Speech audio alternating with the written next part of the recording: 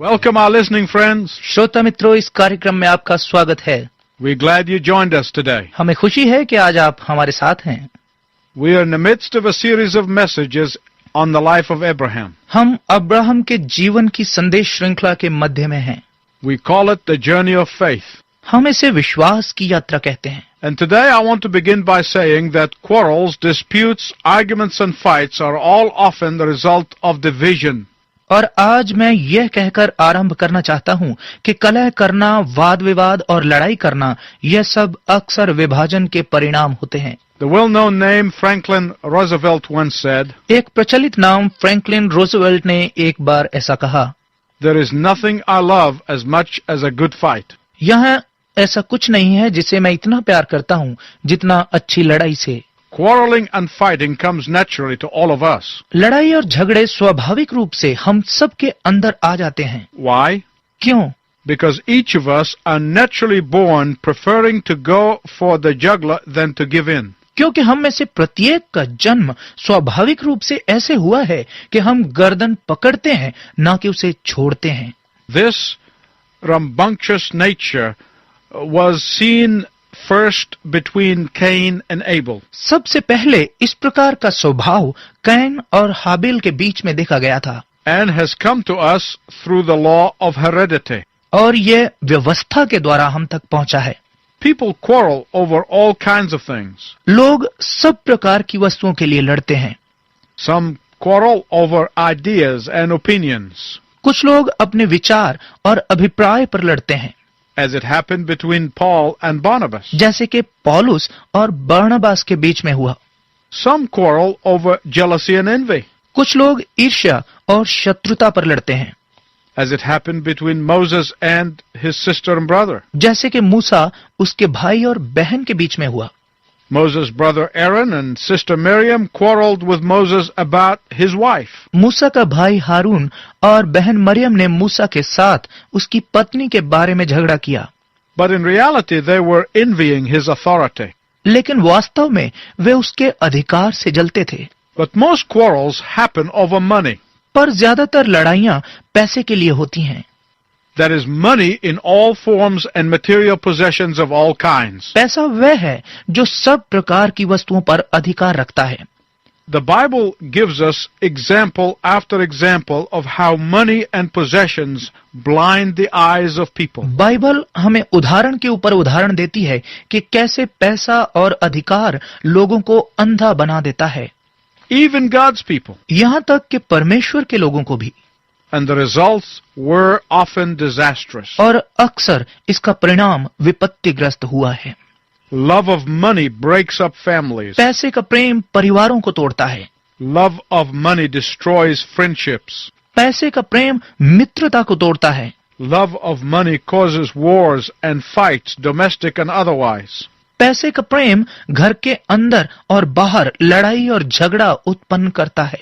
Abraham and his nephew Lot, who had a relationship that was closer than father and son, had to part company. Abraham और उसके भतीजे लूत, जिनका संबंध एक दूसरे के साथ पिता पुत्र से भी बढ़कर था, उन्हें भी अलग होना पड़ा। Why? क्यों? Because of Lot's greed. क्योंकि लूत में लालच था। In the last message, we saw Abraham, Sarah, and Lot and their clan departing Egypt in shame because Abraham was out of the will of God. पिछले संदेश में हमने अब्राहम, सारा, लूत और उसके दल का मिस्र देश से धोखा देकर निकलना देखा था, क्योंकि अब्राहम परमेश्वर की इच्छा के बाहर था। But something happened in Egypt. लेकिन मिस्र में कुछ हुआ। What was it? वह क्या था? Genesis 13:2 tells us. उत्पत्ति 13 अध्याय उसका 2 पद हमें कहता है, Abraham had become very wealthy in livestock and in silver and gold. Abraham भेड़ बकरी, गाय बैल और सोने चांदी में बड़ा धनी था। Genesis 13:2 tells us why. उत्पत्ति 13 अध्याय का 2 पद हमें बताता है कि क्यों। Abraham did well in Egypt. Abraham मिस्र में ठीक था। In verse 3, Abraham finally returns to Bethel.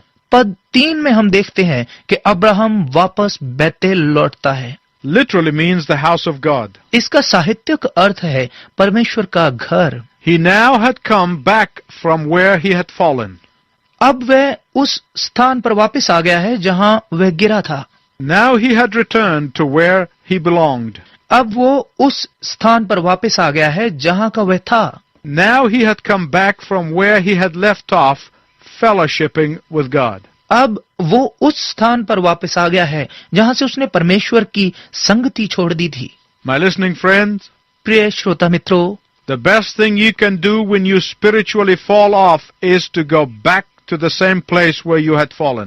जब आप अपने आत्मिक जीवन में गिर जाते हैं तो आप एक अच्छा काम कर सकते हैं कि आप वापस उस स्थान पर जाइए जहां से आप गिरे थे और वहां पर नए निर्देश And there you wait for new instructions. और वहां पर नए निर्देश पाने का इंतजार करें। Abraham had to physically come back. Abraham को शारीरिक तौर पर वापस आना पड़ा। Abraham had to come back mentally. Abraham को मानसिक रूप से वापस आना पड़ा। Abraham had to come back spiritually. Abraham को आत्मिक रूप से वापस आना पड़ा। Abraham had come back seeking the will of God. Abraham परमेश्वर की इच्छा को ढूंढने के लिए वापस आया। Abraham had now returned to the place of obedience. Abraham अब आज्ञा पालन करने वाले स्थान पर लौट आया है। And he bowed before the Lord. और वो परमेश्वर के सामने झुका। And he waits upon the Lord. और वह परमेश्वर का इंतजार करता है। In that order. उस अवस्था में It is of the mercy of God that he overrules our foolishness when we repent. यह परमेश्वर की दया है कि वह हमारी मूर्खता को माफ कर देता है जब हम उसकी ओर फिरते हैं। It is the graciousness of God that forgives our stupidity when we turn back to him. यह परमेश्वर की दयालुता है कि वह हमारी मूर्खता को माफ कर देता है जब हम उसके पास वापस आते हैं। Every new day there is a new beginning for each of us.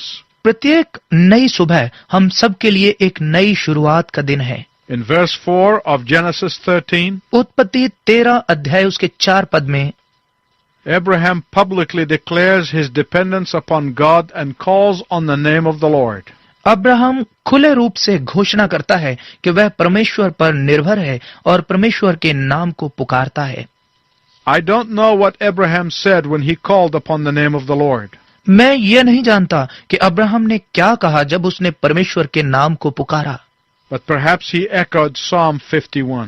लेकिन शायद ये भजन संहिता 51 की गूंज थी। आइए हम भजन संहिता में से 51 अध्याय के 1 से 3 वचन को पढ़ें। हे परमेश्वर, अपनी करुणा के अनुसार मुझ पर अनुग्रह कर, अपनी बड़ी दया के अनुसार मेरे अपराधों को मिटा दे, मुझे भली भांति धोकर मेरा अधर्म दूर कर और मेरा पाप छुड़ाकर मुझे शुद्ध कर। मैं तो अपने अपराधों को जानता हूं और मेरा पाप निरंतर मेरी दृष्टि में रहता है। As Abraham repents, his heart becomes overwhelmed with the joy of the Lord and the joy of forgiveness. जैसे अब्राहम पश्चाताप करता है, उसका हृदय परमेश्वर के आनंद और क्षमा पाने के आनंद से भर जाता है। But something is about to happen to him that will break his heart. लेकिन उसके साथ कुछ होने जा रहा है जो उसके हृदय को तोड़ देगा। The man whom he loved as a son and grew closer to him than a brother was about to be wrenched out of his life. उस व्यक्ति को जिसे उसने अपने बेटे के समान प्रेम किया और अपने भाई से बढ़कर उसके नजदीक रहा, वह उसके जीवन को ऐंठ कर निकलने वाला है। While this was extremely painful, it was a necessary move. यह उस समय काफी दर्दनाक था, पर इसका होना जरूरी था। Why? क्यों? Because Lot was a man whose priorities were radically different from his God-fearing uncle. क्योंकि लूत की प्राथमिकता अपने चाचा जो परमेश्वर का भय मानता था उससे अलग थी। Money has now come between Lot and Abraham. अब यहाँ पर लूत और अब्राहम के बीच पैसा आ गया है। We say blood is thicker than water. हम कहते हैं कि खून पानी से गाढ़ा होता है। But money proved to be the most effective blood thinning known to mankind. लेकिन पैसे ने प्रमाणित कर दिया है कि वो खून गाढ़ा करने में सबसे प्रभावपूर्ण है जिसे मनुष्य जानता है। I have seen how money creates more conflict and more division and more quarrels and more tension and more heartache than anything else in the world. मैंने देखा है कि पैसा कैसे संसार में किसी भी अन्य चीज से बढ़कर अधिक विभाजन, अधिक झगड़े, अधिक तनाव और अधिक मानसिक पीड़ा उत्पन्न करता है। Had Abraham and Lot been struggling to make a living, क्या अब्राहम और लूत अपनी जीविका के लिए कठिनाइयों का सामना कर रहे थे? had they not become rich and prosperous, क्या वे धनी और संपन्न नहीं हुए? their focus would have been on surviving. उनका ध्यान अपनी जीविका पर था। Their priority would have been on cooperating together. उनकी प्राथमिकता ये होनी चाहिए थी कि वे एक दूसरे का साथ दें। Their eyes would have been on the Lord. उनकी आंखें परमेश्वर की ओर लगी होनी चाहिए थी। But now they had money. लेकिन अभी उनके पास पैसा था।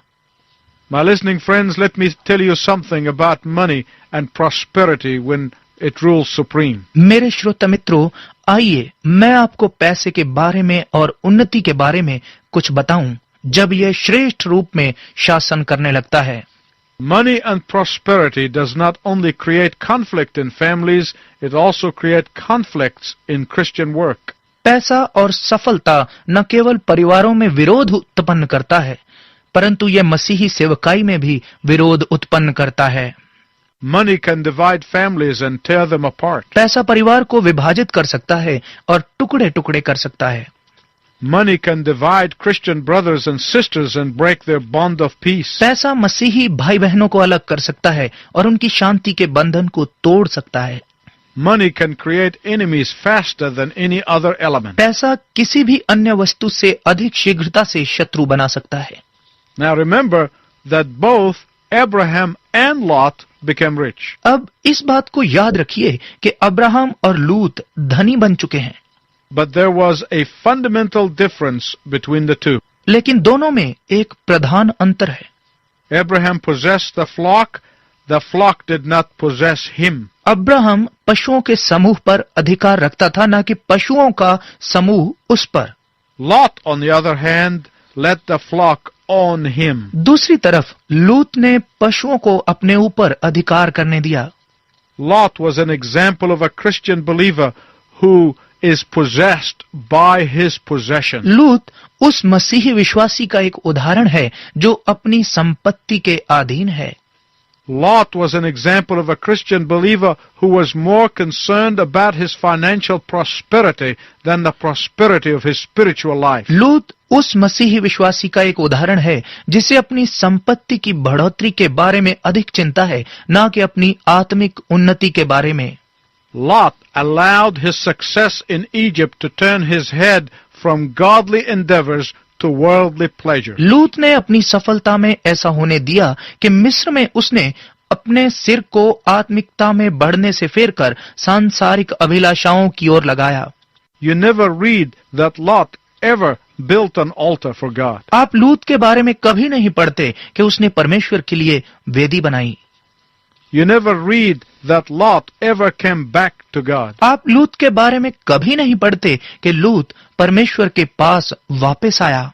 You never read that Lot ever sought forgiveness from God. आप कभी यह नहीं पढ़ते कि लूत ने परमेश्वर से क्षमा पाने की लालसा रखी। The tragedy is that Lot never followed the example of Abraham. दुखद बात यह है कि लूत ने कभी भी अब्राहम के उदाहरण का अनुसरण नहीं किया।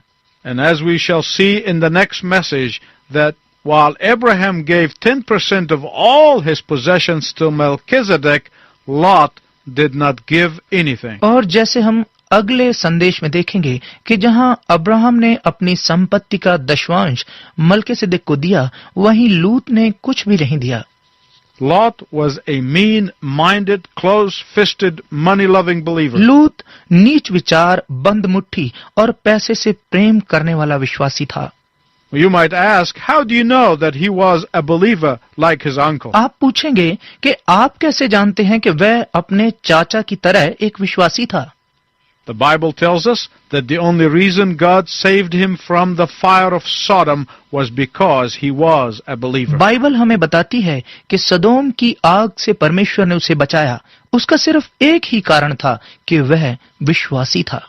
In verse 7 of chapter 2 of 2 Peter. दूसरा पत्रस उसका 2 अध्याय और 7 पद में, Rescued Lot, a righteous man who was distressed by the filthy lives of lawless men. धर्मी लूत को, जो अधर्मियों के अशुद्ध चाल चलन से बहुत दुखी था, छुटकारा दिया। A dear friend of mine told me so many years ago मेरे एक अच्छे मित्र ने मुझे कई वर्ष पहले बताया that the world is made up of 2 kinds of people, कि संसार 2 प्रकार के लोगों से बना है, givers and takers. देने वाला और लेने वाला। I can find no better example in the scripture than the difference between Lot and his uncle Abraham. मैं बाइबल में इससे अच्छा उदाहरण नहीं पा सकता जो लूत और अब्राहम के बीच अंतर को दर्शाता है। Lot was a taker, but Abraham was a giver. लूत लेने वाला था, लेकिन अब्राहम देने वाला था। Lot never acknowledged God as a provider, but Abraham did. लूत ने कभी भी स्मरण नहीं किया कि परमेश्वर सब वस्तुओं का प्रबंधक है, लेकिन अब्राहम ने किया। Lot's life was filled with heartache. Abraham blessed others with his blessings. लूत का जीवन मानसिक जलन से भरा हुआ था, परंतु अब्राहम ने दूसरों को अपनी आशीषों के साथ आशीषित किया। And that is why eventually Lot lost everything, including his wife and family, while Abraham prospered in every way. और इसी कारण अंततः लूत ने अपना सब कुछ खो दिया, यहाँ तक कि अपनी पत्नी और परिवार भी, जबकि अब्राहम ने सब तरफ से उन्नति की। Don't ever forget that quarrels between people start in the heart. कभी ना भूलें कि लोगों के बीच में लड़ाई हृदय से आरंभ होती है। Major explosions often are the results of minor conflicts. बड़ा विस्फोट अक्सर छोटे विरोधों के परिणाम से होता है। They are like a slow gas leak that could be leaking for a long time. Way gas के धीरे धीरे लीक होने के जैसे हैं, जो काफी लंबे समय से निकल रही हो सकती है। All it needs is a spark and wow, a big explosion happens. बस इसे थोड़ी सी चिंगारी चाहिए और वाह, एक बड़ा विस्फोट हो जाता है। Tune in next time when I will tell you what Jesus said about selfish ambitions. आप अगले कार्यक्रम को अवश्य सुनें और मैं आपको बताऊंगा कि यीशु ने स्वार्थी उद्देश्य के बारे में क्या कहा। And until next time, I wish you God's richest blessing. और अगले समय तक मैं परमेश्वर से आपके लिए उत्तम आशीषों की कामना करता हूँ।